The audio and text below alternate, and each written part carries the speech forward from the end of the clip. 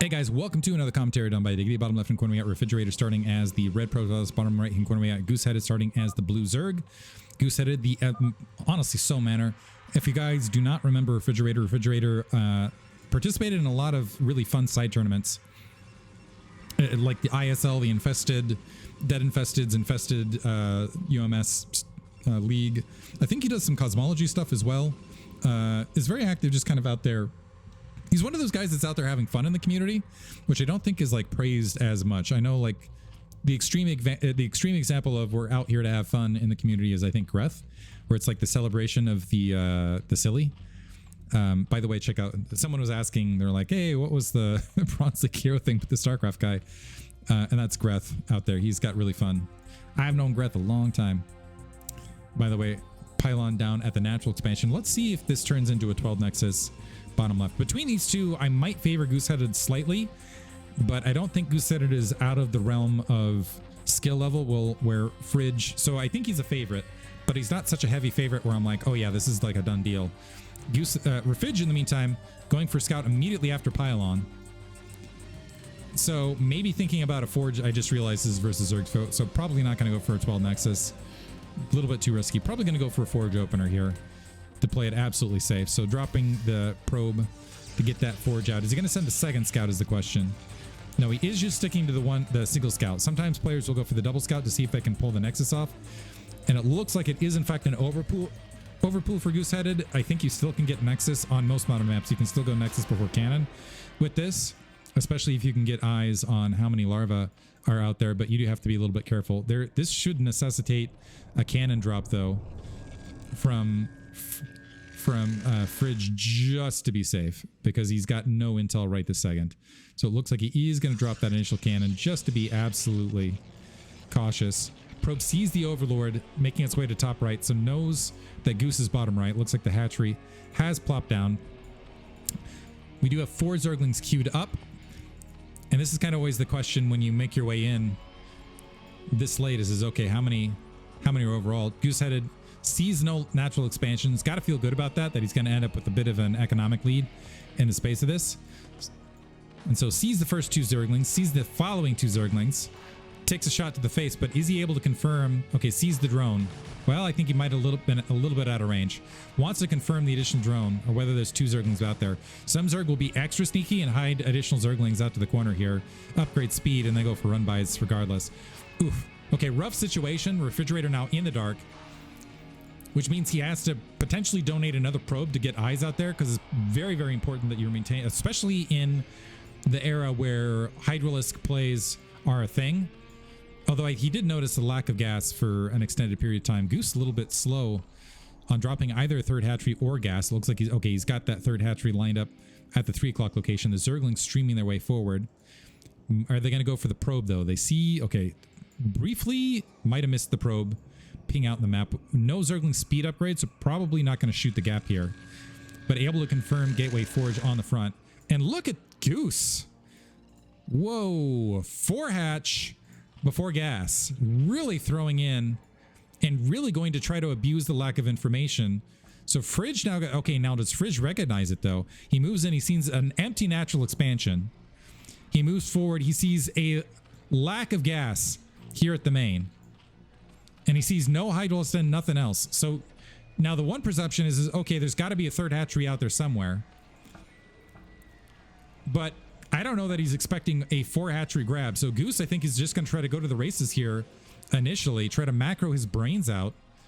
Overlord dedicating in. I don't think this is a very interesting play. Let's see if Fridge can adjust. Second Zealot's going to get tacked onto the front. And unfortunately for Fridge, is able to confirm the third base, is not even going to bother to go up and confirm that 3 o'clock.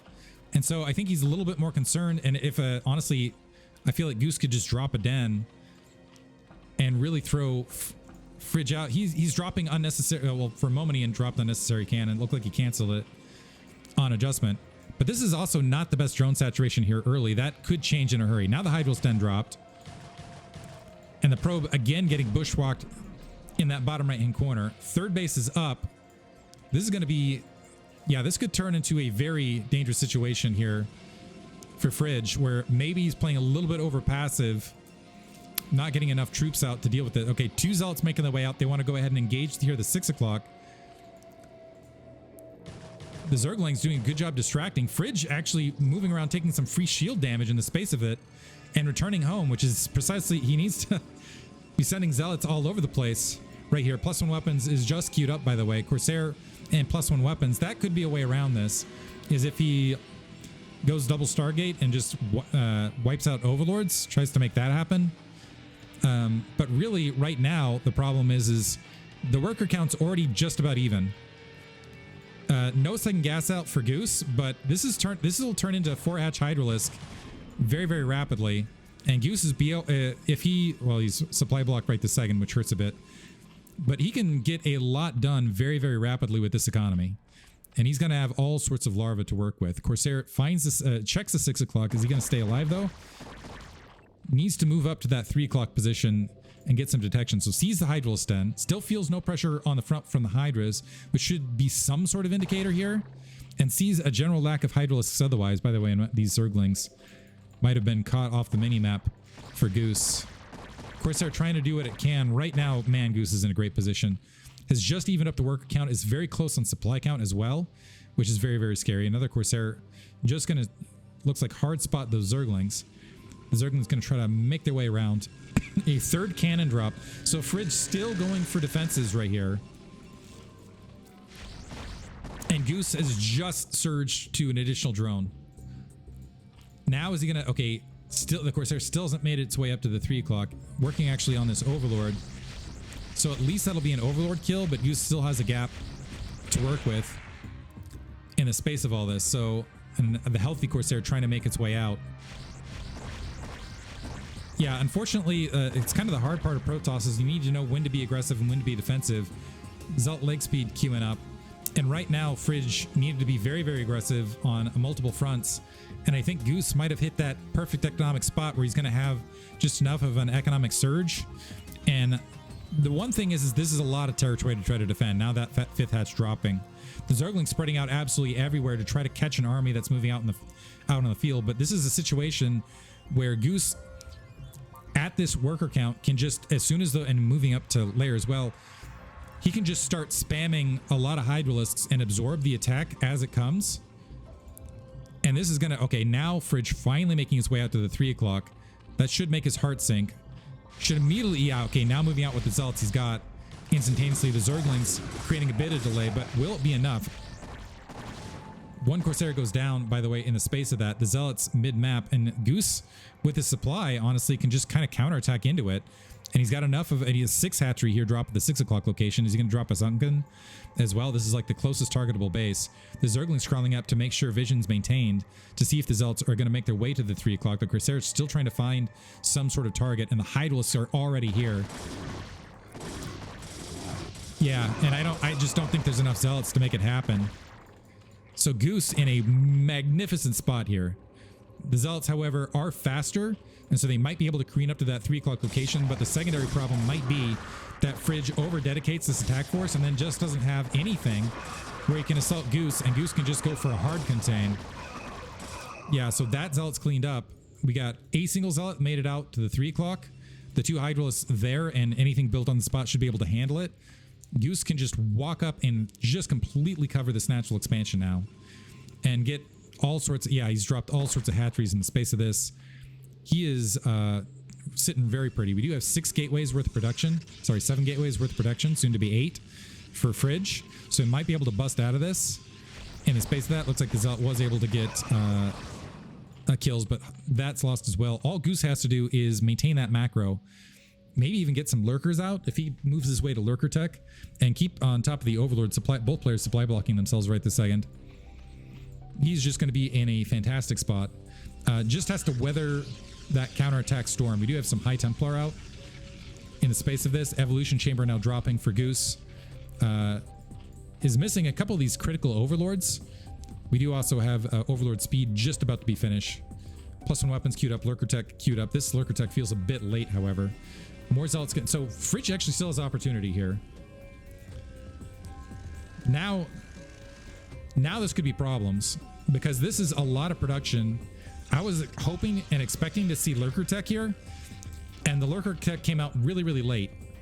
And the zealots might be able to stream across and still make something happen. Like, how do I put this? 2 base Protoss pumping out a lot of units can do a lot of damage, but it's oftentimes the tech that Zerg's able to get to that kind of makes up that difference. We'll see. We'll see what happens. Pretty good SimCity here at the 6 o'clock. This is not me saying Refrigerator has an advantage right here, because he does not. But what I'm saying here is Goose, I think, might be a little bit late on this lurker tech to absorb the sheer volume of troops that Fridge is going to be able to toss out here in a second. That is my concern.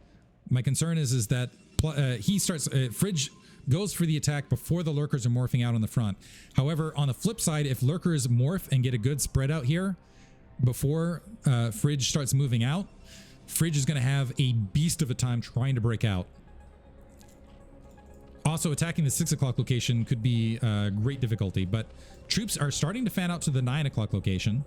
Okay, lurkers are starting to morph right now. The question is are they going to be in time and just out on the field? Some Dragoons making their way to the 9 o'clock. We also have a reserver queued out on the field. Goose, okay, yeah, supply, never mind. Okay, it's good. The fears are now allayed. The lurkers have spawned. And now Fridge, if he's going to win this, needs to have some absolutely magical side storms to make this happen, or just some beautiful engagements. And Goose starting to set up that spread of a contain. And that's where these zealots just trying to walk across this just get absolutely shredded. And Goose can just start, yeah, he's already got a supply lead. That 9 o'clock more or less denied just by the threat of a lot of these troops. The Dragoon's trying to press her into this. A slight upgrade lead, but it's not going to last terribly long. And the other trick of this is observer discipline. Gooseheaded drawing some of these troops back. Fridge, does he just end around is the next question. He can try to exit to the north. Losing it looks like a free Dragoon there. Yeah, he's got to be very, very careful about his movement at this stage. Goose moving the Hydras forward to draw units across into the lurker field, having a lot of success and continuing to plant lurkers upon lurkers out on the front. High Templar now fielded forward. Fridge, I think he waited too long to make this work. But we'll see. Maybe with some magnificent engagement, this will still pay out. But this is a lot staged out near his natural expansion. He still could peek out to the north and try to make something happen, though. But the problem is if he peeks out and Goosehead goes for a counterattack at his natural expansion, it's game that direction too. Observers at risk. One of them takes a shot, be able to back off otherwise. And Goose not missing a beat, taking the rest of the map. Supply count still about even, and also +1 weapons finished. Zergling speed is finished, +2 weapons queued up, and we're also seeing a tech to hive. So situation getting worse and worse now for Fridge. He needs to hurry up. So now making his way up. Goose a little bit late on the attack, but now starting to make his way out. That first observer's been picked off. A good side storm on the Hydralisk line. But there's still more lurkers to fill this in, and Goose can... Okay, not able to run in and pick off that High Templar, which would have been a big win, but there's still more field he's got to try to bust through here. And he's doing so at even upgrade, and honestly, a superior production. And yeah, units just dying. Oh, that was an empty side storm, and just three Hydralisks, and able to at least damage a lurker there to the south, slowly trying to wedge his way forward, but now finding the bulk of Goosehead's attack force. And I don't think he has enough, after all that side storm's expended, I don't think he has enough to get through. Another side storm catches a... Well, actually, those are some good side storms, but you can just see how whittled Refrigerator's army is. Now, as far as the rebuild, here's the problem. Goose has all of those larvae to work with to instantly rebuild this troop and reseal this natural expansion. And going ahead and stepping forward into this. Ooh, eating some good side storm, though, in the space of it. Another good side storm. The lurker's going to dodge the bulk of that and still going to sit on the front. And Gooseheaded now with a 15 supply lead. So, and we got saturation happening top right. So Goose now, I think that won him the game right there. Another observer trying to make its way out to provide at least some spotting. Some great side storms for Fridge, by the way. The Goose a little bit walking into another beautiful side storm in the space of this, but it's still not enough to make up the difference. Overall, wow, these side storms, I gotta say though, Refrigerator's side storms have gotten maximum value, and that is what has kept that supply count even. The problem though is he's mined out now All he has is his resources at his natural. That means he's only getting 4 gate production. And yeah, that's Fridge recognized it. That's GG. Great play from Goose. I like the risk and I like the execution.